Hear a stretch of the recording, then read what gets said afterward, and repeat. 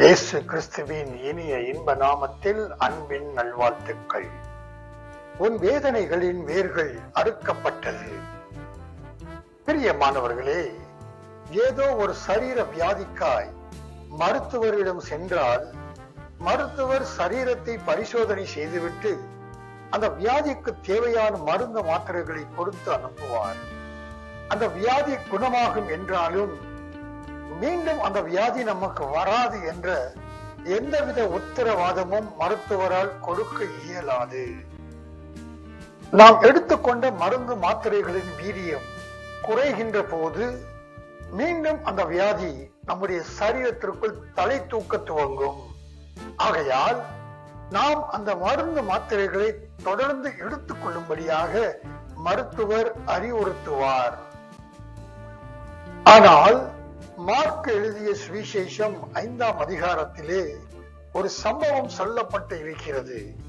12 வருடங்களாக பெரும்பாடுள்ள ஒரு ஸ்திரீ இயேசுவை கேள்விப்பட்டு அவருடைய வஸ்திரங்களை தொட்டால் சுத்தமாவேன் என்று விசுவாசித்து இயேசு வருகின்ற போது கூட்டத்திலே அவள் அவருடைய வஸ்திரத்தை தொட்டால் உடனே உதிரப்போக்கு நின்று போயிற்று என்று நாம் வாசிக்கிறோம்.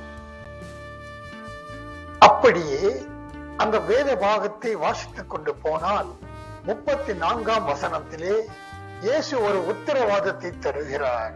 மகளே, உன் விசுவாசம் உன்னை ரட்சித்தது. நீ சமாதானத்தோட போய் உன் வேதனை நீங்கி சுகமாய் இரு என்றார். மருத்துவர்களால் கொடுக்க முடியாத ஒரு உத்தரவாதத்தை இயேசு அந்த ஸ்திரீக்கு கொடுத்து அனுப்புகிறார். கர்த்தருடைய வார்த்தையில் வல்லமை உண்டு.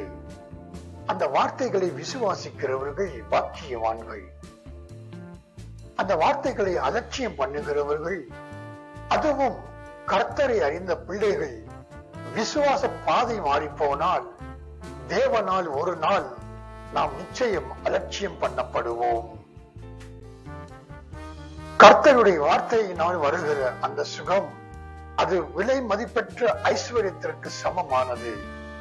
நீதிமொழிகள் 10ஆம் அதிகாரம் 22ஆம் வசனம், கர்த்தரின் ஆசீர்வாதமே ஐஸ்வர்யத்தை தரும், அத்துடன் அவர் வேதனையை கூட்ட மாட்டார் என்று சொல்லப்பட்டிருக்கிறது. பிரியமானவர்களே, மருந்து மாத்திரைகளால் நாம் சுகமாகலாம். ஆனால் அந்த மருந்து மாத்திரைகளால் வேறு பக்க விளைவு உண்டாகி வேறு வேதனைகள் நம் சரீரத்திலே உண்டாகவும் வாய்ப்புள்ளது. ஆனால் கர்த்தருடைய வார்த்தையினால் சுகமாகி விடுதலை பெற்றால் பக்க விளைவே கிடையாது. பிரியமானவர்களே, ஒன்றை மட்டும் நினைவில் வைத்துக் கொள்ளுங்கள். நீங்கள் ஜெபித்து ஒரு வியாதியில் சுகம் அடைந்தீர்கள் என்றால் மீண்டும் நிச்சயமாக அந்த வியாதி உங்கள் சரீரத்தில் தலை தூக்காதபடி கர்த்தருடைய வார்த்தை அந்த வியாதியின் வேரை முழுவதுமாக அறுத்துவிடும். இதுதான் கர்த்தருடைய வார்த்தைக்கு உள்ள வல்லமை.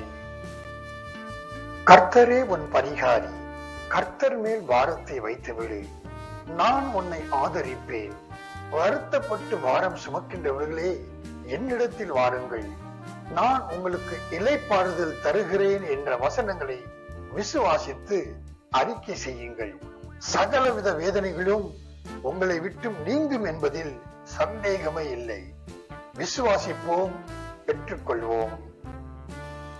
கர்த்தாவே, உன் வஸ்திரத்தை விசுவாசத்தோடு தொட்ட அந்த ஸ்திரியை நோக்கி உன் வேதனை நீங்கி சுகமாயிரு என்று அவளுடைய வேதனைக்கு முற்றுப்புள்ளி வைத்த தேவனே, இந்த காணொளியை பார்த்து உன் சமூகத்தில் உமது பிள்ளைகள் கண்ணீரோடு விண்ணப்பிக்கிற வேதனைகளை எல்லாம் நீக்கி அந்த வேதனைகளுக்கு நீர்தாமே முற்றுப்புள்ளி வைக்கிற கிருபைக்காக உமக்கு ஸ்தோத்திரம். இயேசுவின் நாமத்தில் ஆமென்.